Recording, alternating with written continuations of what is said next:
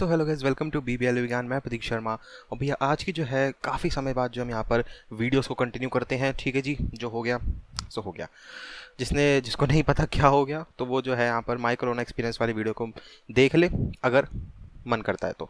चलो जी, आज का जो हमारा टॉपिक रहेगा, या फिर आप ये कह सकते हैं कि आज का जो हमारा सब्जेक्ट रहेगा वो रहेगा इंटरनेशनल ट्रेड लॉ। ठीक है जी। तो इंटरनेशनल ट्रेड लॉ के अंदर क्या है, पहले तो समझ लेते हैं इंटरनेशनल ट्रेड का क्या मतलब होता है। ठीक है जी। थोड़ी सी अभी भी खांसी है तो मैनेज कर लेना। देखो जी, इंटरनेशनल ट्रेड का मतलब होता है the import and export of raw materials and goods and services by the state is generally called as international trade. तो स्टेट के द्वारा कोई भी गुड्स या फिर सर्विसेज, मतलब सामान या फिर सुविधाएं, जो मतलब सर्विसेज जो होती हैं, वो स्टेट के द्वारा जो है अगर इंपोर्ट एक्सपोर्ट करी जाती है। मतलब भाई तू चावल ले ले, तू चीनी ले ले, अच्छा भाई तेरे इंजीनियर आ जा इंजीनियरिंग आ जा भाई, हमें तो वो चाहिए, सॉफ्टवेयर इंजीनियर चाहिए, कुछ चाहिए, तो वो जो है बेसिकली इंटरनेशनल ट्रेड बोला जाता है। स्टेट्स का यहाँ पर मतलब कंट्री होता है, आपको पता ही है। So international trade is the concept of this exchange between people or entities in two different countries। तो दो डिफरेंट कंट्रीज के अंदर चीज़ें एक्सचेंज हो रही हैं, उस चीज़ को हम यहाँ पर इंटरनेशनल ट्रेड की डेफिनेशन बोल सकते हैं। अब भैया यहाँ पर ट्रेडिंग आइटम्स क्या क्या हो सकते हैं, क्या क्या चीज़ें यहाँ पर एक्सचेंज हो सकती हैं। कंज्यूमर गुड्स हो सकते हैं, मतलब कि टीवी, क्लोथिंग, कपड़ा, सामान वगैरह। ठीक है जी।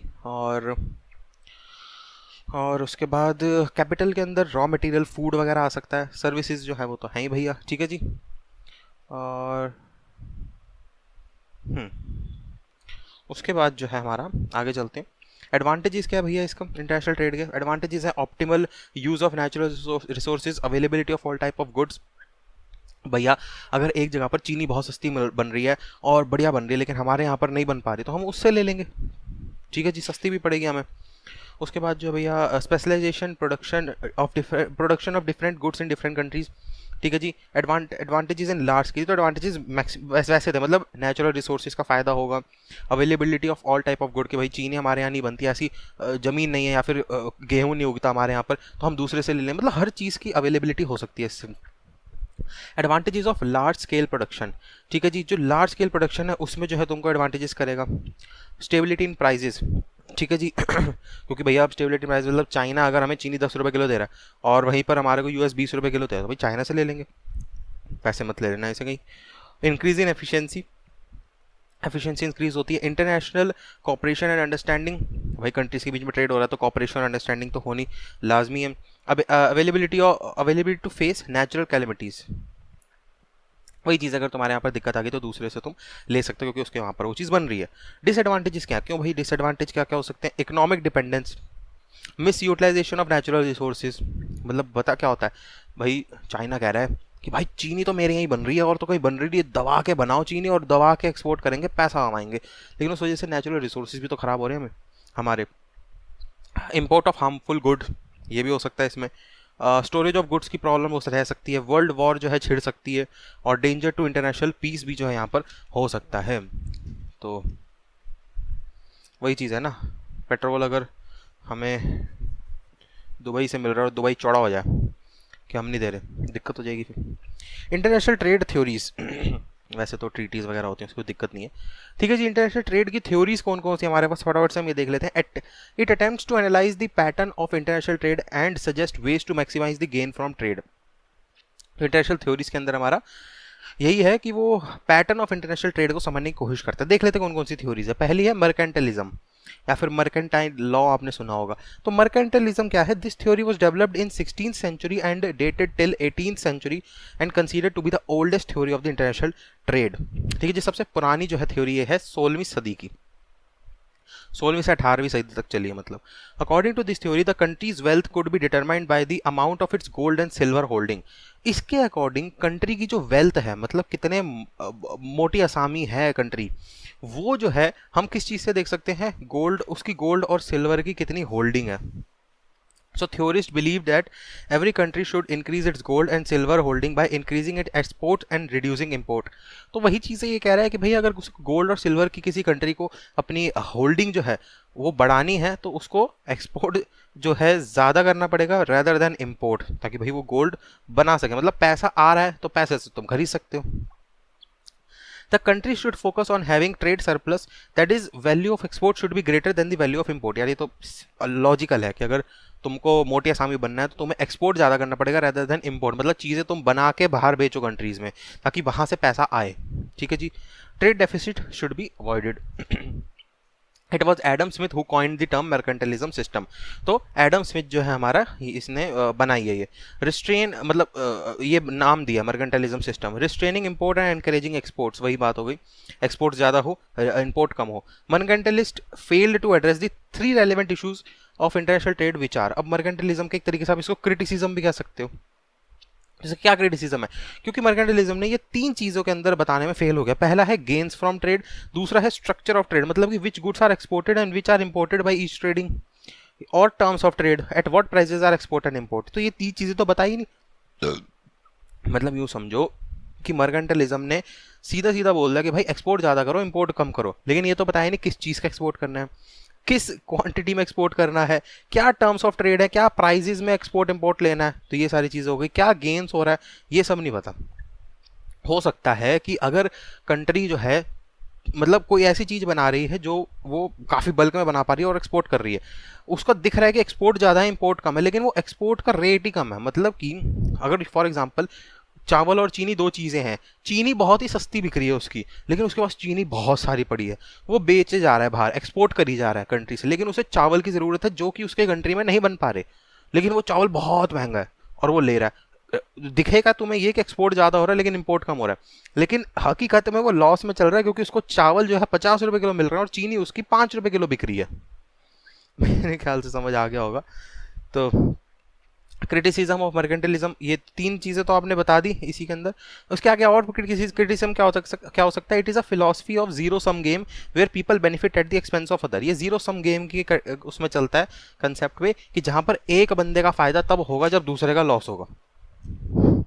It stresses government regulation and monopoly tends to lead to inefficiency and corruption वगैरह भी हो सकती है। It leads to tit for tat policies, ठीक है जी, ऐसा कर तो ऐसा दूंगा मैं तुझे, ऐसा होगा तो ऐसा होगा। Economies of scale from specialization is only possible under free trade। बड़े पैमाने पे काम तभी हो सकता है जब फ्री ट्रेड हो, ठीक है जी। तो एक और थ्योरी कर लेते हैं, अभी तो 7 मिनट की बनी video. Adam Smith absolute cost advantage theory, बड़ी इंटरेस्टिंग थ्योरी है, सुनो। इन 1776 Adam Smith questioned the leading mercantilism theory of time in the wealth of Nations. उसने क्वेश्चन क्या करा? Smith offered new trade theory, मतलब इसने एडम स्मिथ ने जो है क्वेश्चन उठा दिया किसके ऊपर? मर्केंटलिज्म थ्योरी के ऊपर। Smith offered the new trade theory which focused on the ability of the country to produce a good more efficiently than other nation. बड़ा आसान हो गया। नाम सुनो इस थ्योरी का क्या है? एडम स्मिथ, वो तो बंदे का नाम हो गया। एब्सोल्यूट कॉस्ट एडवांटेज थ्योरी, नाम से समझ आ रहा है एब्सोल्यूट कॉस्ट एडवांटेज है उसके पास। तो इसका मतलब ये हुआ कि एक कंट्री के पास ज़्यादा एबिलिटी है दूसरी कंट्री से बनाने से। मतलब कि चावल 2 कंट्रियाँ बना रही है, लेकिन ये वाली जो कंट्री है ये ज़्यादा एफिशिएंटली चावल बना पा रही है। मतलब वहाँ पर अगर वो एक दिन में 10 किलो बना रहा है तो यहाँ पर ये 20, 25, 30 किलो बना पा रहा है, ठीक है। Smith theory states the idea that the export is profitable if a country import good that could satisfy better the necessities of the consumer instead of producing them in the internal market. देखो for example कि हमारी market है India की, ठीक है, यहाँ पर चावल बहुत बिकता है, लेकिन हमारे यहाँ चावल बनाने में बहुत दिक्कत है क्योंकि हमारे पास ऐसी मिट्टी नहीं है या फिर ऐसे सपोर्टिंग एनवायरमेंटल फैक्टर्स नहीं है चावल बनाने के लिए, तो हमें बहुत दिक्कत होती है और बहुत महंगा पड़ जाता है हमें, क्योंकि बहुत चीज़ें अलग अलग डालनी पड़ती हैं। तो हमारे को इंडिया में चावल बनाने का फॉर एग्जाम्पल 10 रुपये किलो पड़ जाता है कि भाई 10 रुपये का 1 किलो चावल हम बना पा रहे हैं इंडिया में। लेकिन वहीं पर अगर हम चाइना को बात करें तो चाइना जो है वही चीज़ हमारी 7 रुपये 8 रुपये में चावल हमें, मतलब उसको 5 रुपये पड़ रहा है, आफ्टर प्रॉफिट वो कमा के 7-8 रुपये में हमें दे सकता है। तो एडम स्मिथ ये कहता है कि रैदर देन कि तुम खुद बनाओ और इतनी मेहनत करो और वो भी महंगा बने, उससे अच्छा कि तुम इंपोर्ट कर लो उस चीज़ को जो तुम्हारी औकात में है ही नहीं, उस चीज़ को तुम किसी और से ले लो, ये कहने का मतलब है। So the principle of this theory points that a country will specialised and export a commodity in which it has absolute cost advantage। so ठीक है जी, we have a single factor of production labor which result in productivity। तो यहाँ ये absolute cost advantage theory ये कह रही है कि हमारे यहाँ पर जो लेबर है वही एक ऐसा फैक्टर है जो इसमें काम करेगा। तो for example so if 1 day of labour, बड़ा अच्छा एग्जाम्पल दे रहा हूँ, कंट्री ए 10 यूनिट्स ऑफ चीज़ बना पा रही है, आपको स्क्रीन पे एडिटिंग में दिख जाएगा, ठीक है जी। मैं थोड़ा साइड में हो जाऊँ, किधर को दिखाऊँ आपको, इधर को, इधर को, रुको रुको, इधर इस साइड में आपको दिखा दूंगा, ठीक है।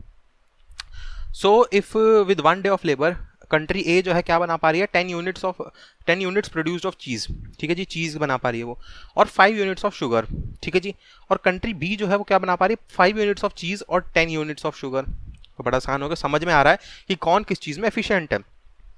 So according to the theory, if country A is specialized itself in cheese and export the same to B, while on the other side, if B specialize itself in the production of sugar and export to A, तो वही चीज़ हो गई, it will reasonable and will benefit of the two country, will be in the benefit of two countries। इसका मतलब absolute advantage हम इसी को ही कहते हैं, ठीक है जी। आ गया समझ ये चीज़ आपको, तो absolute advantage वही वाली बात हो गई, ठीक है जी। क्रिटिसिज्म क्या है इस थ्योरी का भैया, क्रिटिसिज्म ये, this theory assumed only 2 bilateral trade where only 2 commodities are exchanged. तो बड़ा आसान हो गया, इसने जो है इस थ्योरी के अंदर सिर्फ 2 ही चीज़ों की बात करी है, या तो चीनी और चीज़, या चावल और चीनी, या फिर आटा और चावल, ऐसे करके सिर्फ 2 चीज़ों के बारे में बात करी है, इससे ज़्यादा तो बात ही नहीं करी इसने। क्या पता भाई वो चीज़ उसको 3-4 चीज़ों की ज़रूरत हो, और वहाँ पर वो एक ही चीज़ की स्पेशलाइजेशन है, बाकी वहाँ भी महंगी बन रही है, यहाँ भी महंगी बन रही है, फिर क्या करेंगे। The theory did not take into account the multilateral trade that could take place between countries। वही चीज़ होगी, multilateral trade नहीं हो पा रहा है, यहाँ पर सिर्फ 2 चीज़ों की बात ही हो रही है। This theory considered labor as a only cost of production in manufacturing good। इसने सिर्फ लेबर को ही एज अ प्रोडक्शन की बात करी गई कि लेबर अच्छी होगी तो ही प्रोडक्शन, लेकिन और भी चीज़ें मैटर करती हैं। चावल तुम उगा रहे हो, कैसी ज़मीन है, कैसे एनवायरमेंटल फैक्टर है, बहुत चीज़ें यूज़ करती है, लेकिन इसने सिर्फ लेबर की, भाई लेबर अच्छी होनी चाहिए, तगड़ी होनी चाहिए, बंदे मैन पावर अच्छी होनी चाहिए तो हो पाएगा। It neglected the other significant element like transportation cost, technology cost. वही चीज़ कि भाई अगर तुम यहाँ से चाइना से सामान मंगा रहे हो तो ट्रांसपोर्टेशन कॉस्ट भी लगेगी, कई चीज़ें लगेंगी, या फिर रॉ मटेरियल तुम मंगा रहे हो उगाने के लिए चावल, उस चीज़ के, तो कॉस्ट एडवांटेज थ्योरी हमारी हो चुकी है। एक और यहाँ पर हम थ्योरी कर लेते हैं, David Ricardo comparative advantage theory. क्या है ये, comparative advantage occurs when a country can not produce a product more efficiently than the other country, however it can produce that product better and more efficiently than it does other good. इसको समझ लेते क्या है। This theory assumes that the labor as the only factor of production in 2 countries, zero transportation cost, no trade barrier within the countries. For example, China requires 10 units of resources for producing 1 ton of tea and 5 units for 1 ton of rice. ठीक है जी, whereas India require 5 units of resources for producing 1 ton of tea and 4 units for 1 ton of rice. So in this case, India is more efficient in producing both tea and rice. So thus India has absolute advantage in the production of both the product. तो absolute advantage का मतलब same सी लगेंगी theory आपको ये, लेकिन वहाँ पर ये था कि वो अच्छे बना रही, वो अच्छा बना रही, तो दोनों इंपोर्ट एक्सपोर्ट करवा लो। लेकिन यहाँ पर एब्सोल्यूट एडवांटेज इंडिया के पास है, क्योंकि यहाँ पर दोनों प्रोडक्ट वो अच्छे से बना पा रही है। मतलब जहाँ पर चाइना को जो है फॉर एग्जांपल 10 यूनिट लग रही थी 1 टन चाय बनाने के लिए और 5 यूनिट लग रही थी 1 टन चावल बनाने के लिए, लेकिन इंडिया को दोनों में कम लग रहा है। कैसे, 5 यूनिट लग रही है 1 टन चाय बनाने के लिए और 4 यूनिट लग रही है 1 टन चावल बनाने के लिए, तो इंडिया एफिशिएंट है। ठीक है, अपॉर्चुनिटी कॉस्ट क्या होता है। The concept was developed by the Austrian economist Wieser, WIESER, spelling लिख लो। Human wants are unlimited but the means to satisfy this wants are limited but they are capable of alternative uses. ये तो eco के जो बच्चे होंगे उन्हें समझ आ गया होगा। मतलब क्या होता है कि हमारी इच्छाएं अनलिमिटेड होती हैं, लेकिन हमारे जो रिसोर्सेज हैं वो लिमिटेड रहते हैं। ठीक है, the opportunity cost of anything is the alternative that has been forgone. This implies that one commodity can be produced only at the cost of forgoing the production of another commodity. तो वही चीज़ होगी, तुम ये नहीं कि तुम्हारे पास 4 labour के बंदे हैं और तुम उनसे चावल भी उगवा लोगे, चीनी भी उगवा लोगे, आटा भी उगवा लोगे, वो चीज़ में नहीं कर पाओगे तुम। हाँ, चारों को अगर एक जगह लगा दो कि चावल उगाओ भाई, तो सारे चावल उगा लेंगे, सारे वीट उगा लेंगे, या सारे शुगर उगा लेंगे, गन्ना जो भी होता है। तो ये चीज़ है। मेरिट्स क्या इस थ्योरी की। The theory demonstrates that the trade between 2 countries is possible even when a country is able to produce all its good at the cheaper cost than other countries. It also takes the opportunity cost in the consideration. ये चीज़ हो गई। और demerit, this theory assumes the internal economies of countries are competitive. This is not true as most countries have industries that are monopolistic in nature. यहाँ पर सब कुछ competition के लिए ले रहे हैं ये लोग, लेकिन ऐसा नहीं होता। कभी कभार कई कंट्रीज़ में monopolistic theory को भी हम consider करते हैं। So the theory also assumes the existence of constant return. इस थ्योरी ने कांस्टेंट रिटर्न कि भैया अगर इंडिया को 5 रुपए का पड़ रहा है चावल तो उसे 5 रुपए का ही चावल पड़ेगा और नहीं पड़ेगा उसे। ठीक है जी। This theory like absolute advantage again assumes existence of free trade between the countries. ठीक है जी। It does not provide answers as to how a country could gain comparative advantage by making the necessary investment. तो वही चीज़ हो गई। 15 minute की video बनी है अभी, तो एक और थ्योरी करी जाए या ना करी जाए?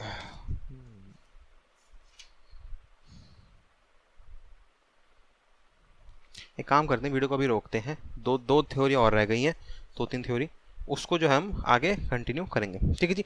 यही था इस वीडियो के अंदर। वीडियो अच्छी लगी लाइक कर दीजिएगा, वीडियो अच्छी नहीं लगी डिसलाइक कर दीजिएगा, कोई दिक्कत नहीं, लेकिन एक रीज़न दे दीजिएगा कि आपको वीडियो जो है अच्छी नहीं लगी।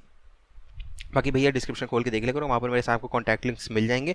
आप अगर मेरे से कॉल के थ्रू बात करना चाहते हो तो नीचे डिस्क्रिप्शन में कॉल मी फॉर ऐप का लिंक है, उस ऐप को डाउनलोड करो, इंस्टॉल करो, वहाँ पर BBLL विज्ञान या प्रतीक शर्मा सर्च कर लोगे तो मैं आ जाऊँगा।